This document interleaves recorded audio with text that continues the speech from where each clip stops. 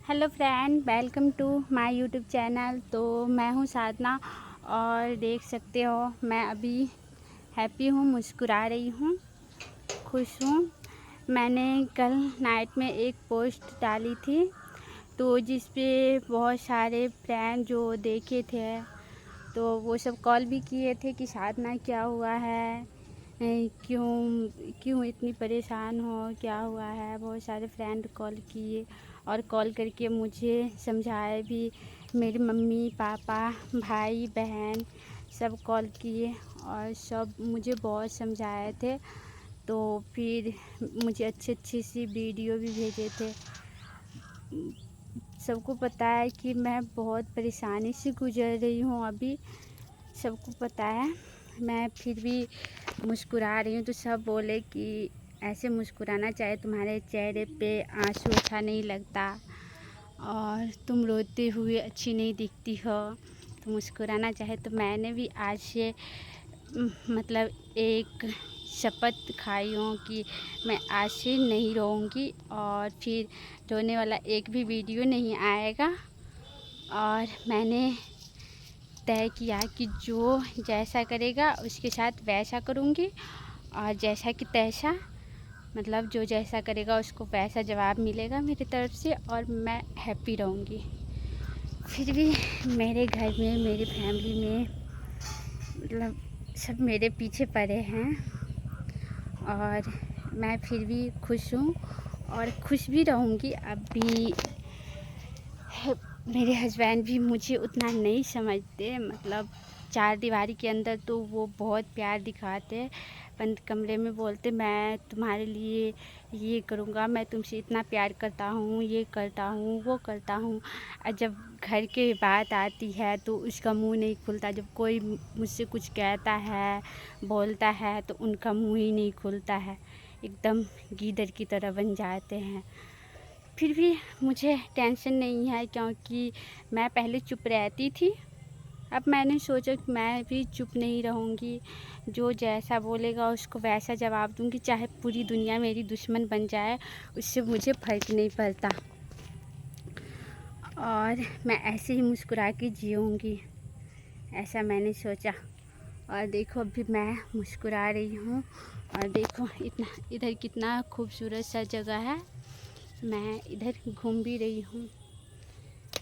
मेरे ससुराल वाले सब तो मेरे खिलाफ ही है, सब चाहते हैं कि मैं पता नहीं, मैं जैसे घर में रोती रहती हूँ अकेले तो कोई नहीं चाहते, सब चाहते ये रो रो के पागल हो जाए, मर जाए, ऐसा चाहते हैं। बट ऐसा अब नहीं होगा, जो मुझे रुलाएगा मैं उसको रुलाऊंगी, ये मैंने ठानी है।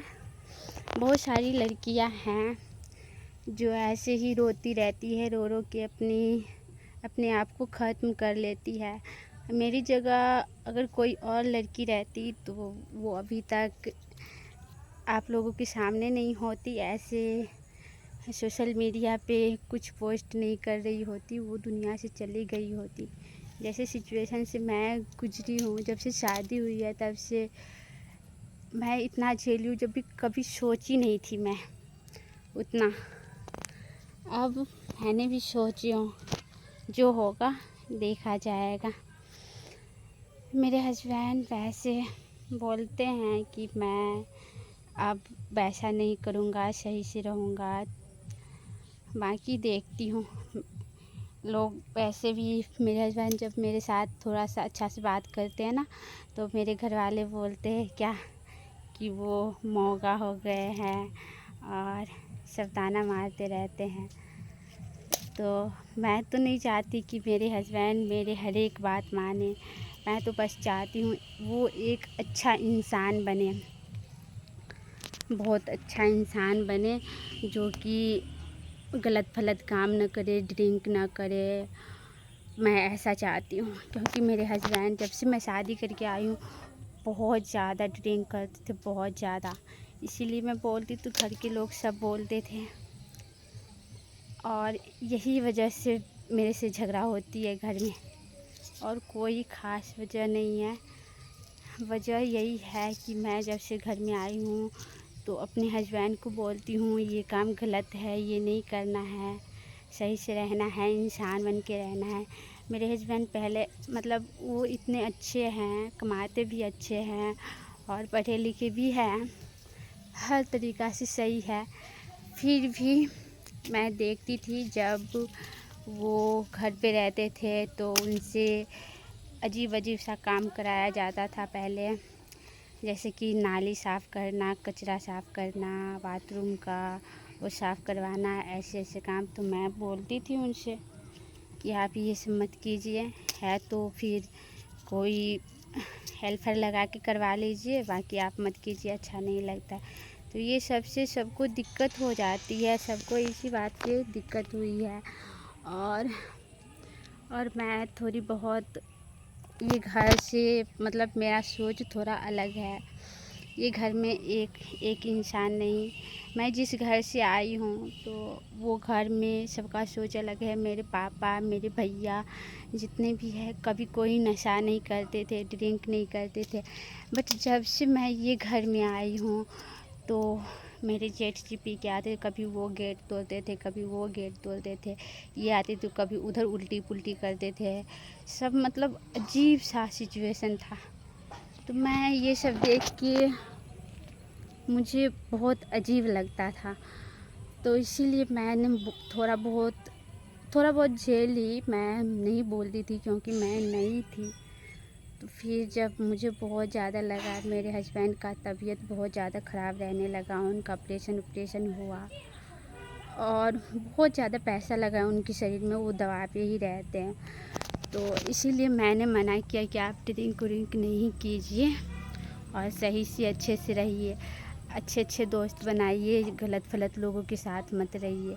मेरे घर के आदमी जब उनका तबीयत ख़राब, कोई पैसा लगाना को मतलब कोई 1 रुपया दवा के लिए नहीं दिया।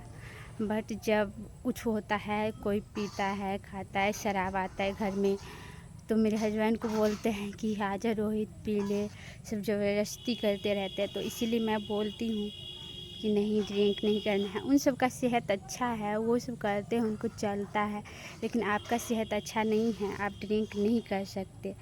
इसलिए मैं बोलती हूँ तो सब बोलने लगते हैं कि मर्द है, पिएगा नहीं, खाएगा नहीं। तो जो मर्द नहीं पीता खाता है वो क्या मर्द नहीं है? तो यही सब की वजह से मेरे घर में बहुत ज़्यादा तकलीफ़ है और मुझे इतना ऐसी सिचुएशन आ गई है कि सब सोच रहे थे कि इसको इतना परेशान करे कि ये खुद घर छोड़ के चली जाए।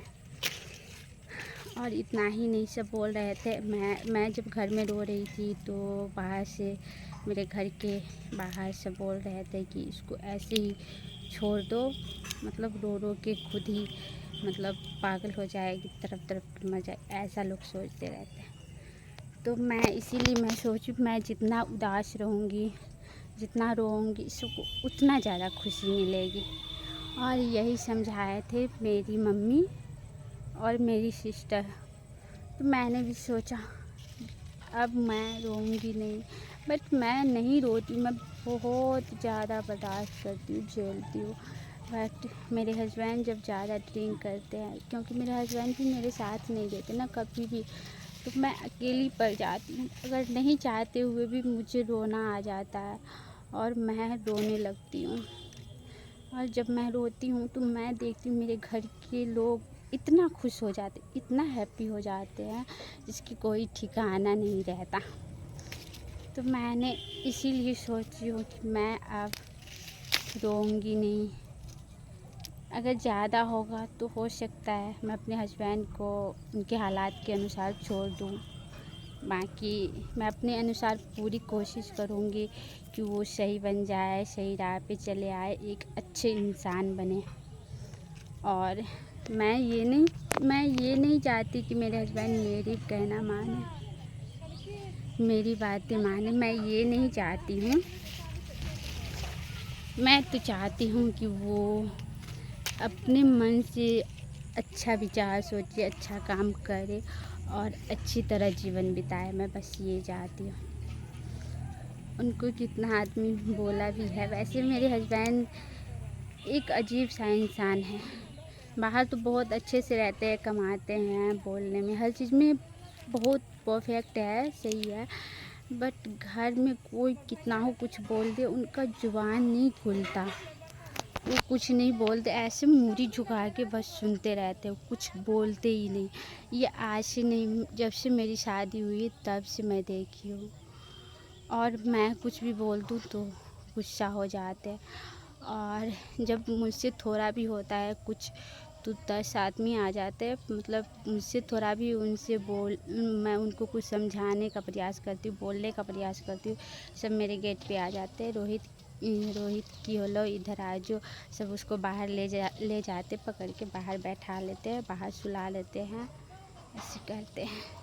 पर कोई बात नहीं, टेंशन की बात नहीं है। मैं जब तक ज़िंदा हूँ तो ऐसे ही मुस्कुराती रहूँगी और आप लोगों के सामने ऐसे ही मेरा हैप्पी वीडियो आएगा। बाकी मैं मर गई तो कोई बात नहीं है, मर गई तो फिर हो सकता है आप लोगों को भी पता चले।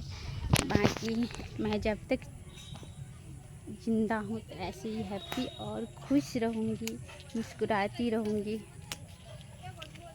तो बाय बाय फ्रेंड, फिर अगली बार आप लोगों को मिलेगा कुछ ऐसे ही मुस्कुराता हुआ हैप्पी सा मेरा वीडियो।